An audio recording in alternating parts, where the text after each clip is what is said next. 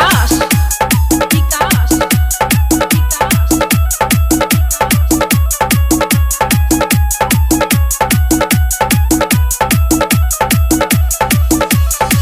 भाग लगले बोला एक बेरे बस मसूर से डोरी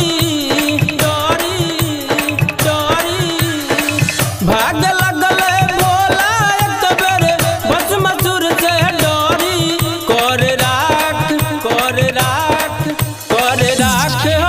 हो पल में जेकर माथ पे हाथ उधारी कर राख हो पल में जेकर माथ पे हाथ उधारी कर राख हो पल में भाग लगले बोला एक बेरे बस मसूर से डोरी कर राख हो पल में जेकर माथ पे हाथ उधारी कर राख हो पल में जेकर माथ पे हाथ उधारी कर राख हो पल में बम भोला बम भोला बम भोला बम भोला बम भोला बम भोला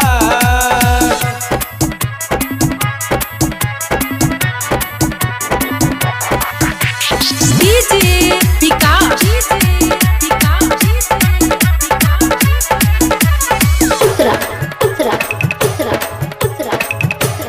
म्यूजिक बाय कुणाल छेला। बिना सोचले बिना समझले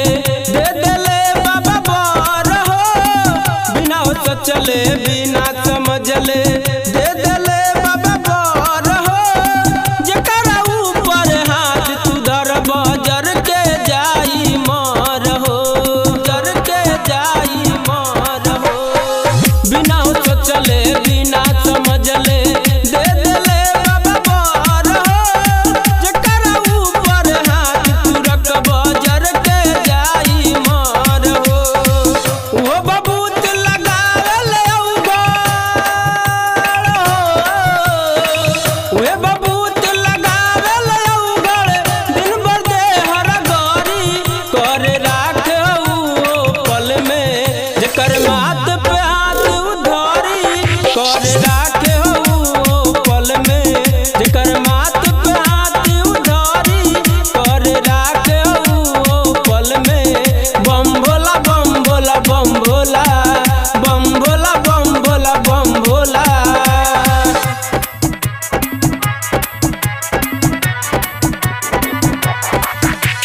डीजे विकास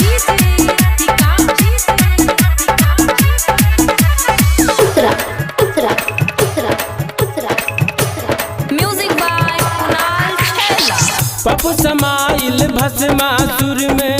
गइलऊ बौराई हो पप्पू समाइल भस्मासुर में गइलऊ बौराई हो देखल जे पार्वती के चितन दे सुगराई हो चितन दे सुगराई हो पप्पू समाइल भस्मासुर में गइलऊ पगलाई हो देखल जे पार्वती के चितन दे सुगराई हो चाहला तारे रैयत बाबा के हो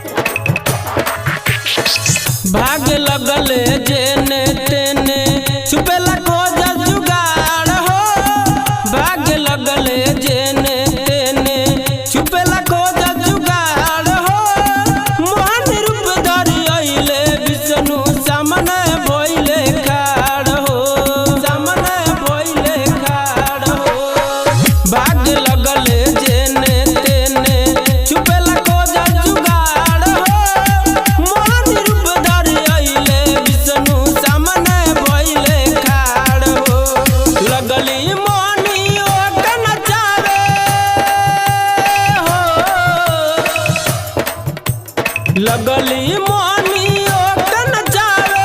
याद गइल बिसरी पल में राख भइले भस्म